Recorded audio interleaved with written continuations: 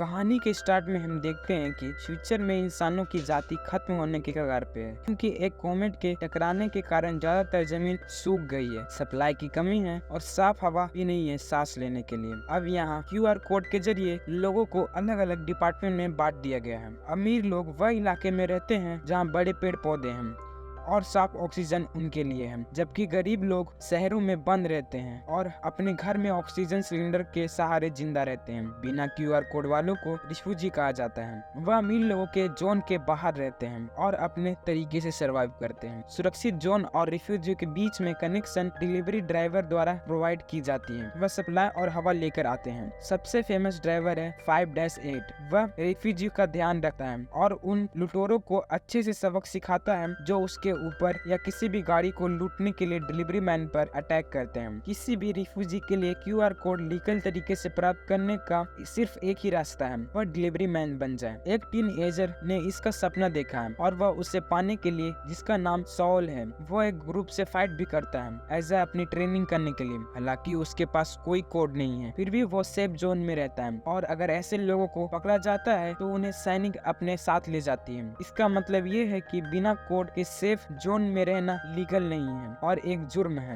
वह ताला तोड़कर घर में चुपके से घुस जाता है, जहां घर में घुसते ही अचानक से एक मिलिट्री वुमेन उसके ऊपर अटैक कर देती है और उसे सबक सिखाती है। लेकिन ये सब साउल की ट्रेनिंग का हिस्सा है। साउल एक मिलिट्री औरत के साथ रहता है जो उसका ख्याल रखती है और उसकी छोटी बहन सुला की देखभाल करती है। उसकी मिलिट्री बहन, जिसका नाम सियोला है, वो बहुत नाराज है क्योंकि वह घर से बाहर गया था और खुद को खतरे में डाल दिया था। साउल को घर में ही 2 हफ्ते बंद रहने की पनिशमेंट देती है। फिर भी अगले दिन ही फिर से वो घर से भाग निकलता है, आखिरी बार मजे करने के लिए, क्योंकि वो अब कल से घर में बंद रहने वाला है। अपने दोस्तों के साथ मिलकर उसने तय किया कि वो एक डिलीवरी ट्रक पर हमला करेंगे, पर उन्हें ये पता नहीं था कि 5-8 वही ट्रक चला रहा है। ड्राइवर ने बिजली से सभी बच्चों को ट्रक से गिरा दिया, लेकिन सावल को कैबिन तक पहुँचने में सफलता मिली। वह लेजेंडरी कोरियर मैन को पहचान लेता है और जिसे सावल उसे मुकाबला करने की चुनौती देता है, लेकिन वह सावल को बाहर फेंक देता है ट्रक से।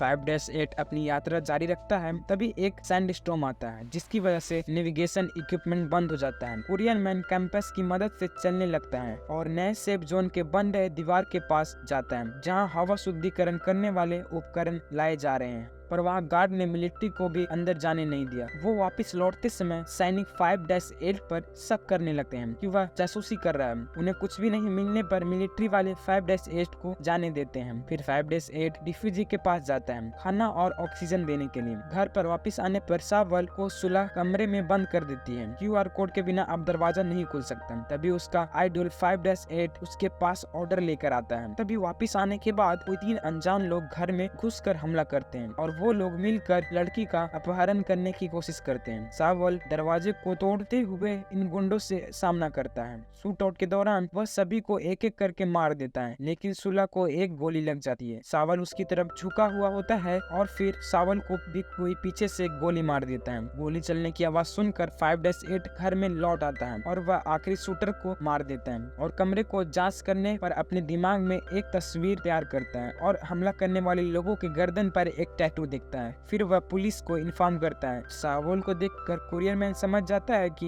ये एक रिफ्यूजी है, जो इसका यहाँ रहना अच्छी बात नहीं है, और फिर वो उसको अपने साथ लेकर चला जाता है। सियोला, जो उसकी बहन है, उसे कॉल करने पर वह वहाँ तुरंत पहुँचती है जहाँ उसकी बहन की लाश है। फिर उसको याद आता है कि उसने पहले रिफ्यूजी के अड्डे पर रेड मारी थी और एक रिफ्यूजी को मारा था, पर सावल सरवाइव कर गया था, जिससे वह घर ले आई थी। सावल सरवाइव कर गया है और वो होश में आता है सीक्रेट डिलीवरी ड्राइवर के बेसमेंट में। उठते ही वह भागने की कोशिश करता है। उसको घर जाना है, लेकिन 5-8 उसे रोकता है जब तक वह दोबारा बेहोश नहीं हो जाता। जिस कोरियर लड़की ने सावल का इलाज किया है, वो 5-8 को एक गोली देती है जो सावल के सिर में लगी थी, पर पता नहीं कि वो गोली सिर में नहीं घुस पाई थी।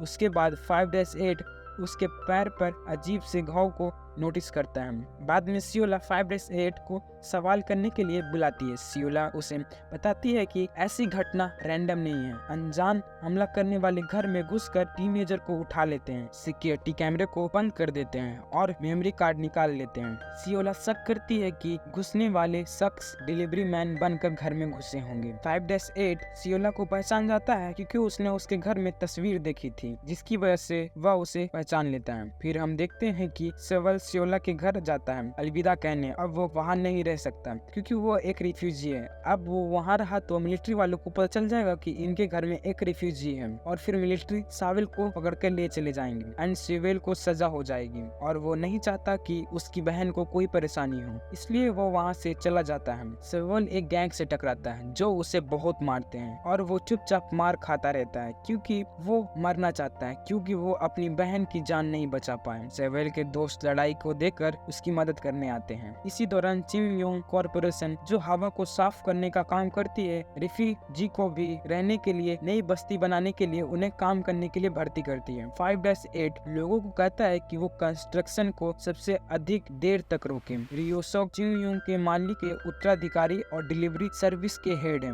वो कुछ लोगों को अपने एक्सपेरिमेंट के लिए लोगों को किडनैप करने के लिए अलग से एक ग्रुप रखता है, क्योंकि जिन लोगों को वो किडनैप करते हैं उन लोगों के खून में एक बीमारी का इलाज है और वो बीमारी रियोसाइको है। बाकी डिलीवरी मैन 5-8 के मुताबिक एक बचाव अभियान की तैयारी करते हैं। पहले से ही टीनएजर लोगों को एक डिवाइस बांटकर, जो एक ट्रैकर है, वो किडनैप करने वाले लोगों के सीक्रेट स्थान को ढूंढते हैं जहाँ पर बहुत से बच्चे आईवी में लगाए गए हैं। वो लोग उन्हें साथ लेकर चले आते हैं। सवाले होश में आता है और छत पर आराम कर रहा होता है, पर एक प्रैंक की वजह से एक लड़का छत से गिर जाता है और अब वह बेड पर घायल पड़ा है। इस बीच 5-8 ग्रैंडपा से मिलने आता है जो सवाले और उसके दोस्तों का ध्यान रखते हैं। डिलीवरी मैन को पता है कि वह सवाले जिसकी उसने जान बचाई है वह यहाँ रहता है। वह ग्रैंडपा को बता देता है कि वह एक म्यूटेंट है, अपनी पीढ़ी में से कई लोगों में से एक। सियोला को अपनी बहन के मर्डर केस की जांच से निलंबित कर दिया जाता है क्योंकि वो अपनी बहन से इमोशनली जुड़ी हुई है और इसी कारण से और उसको डेटाबेस की एक्सेस भी हटा दिया गया है। हालांकि उसके साथ काम करने वाले सभी लोग सियोला के साथ खड़े होते हैं। उन्होंने सिमिलर प्रकार के मामलों की डाटा को कॉपी कर लिया है। उन्हें डाटा चेक करते दौरान उसको एक नए कुरियर पर्सनल फाइल मिलती है जो 5-7 की है।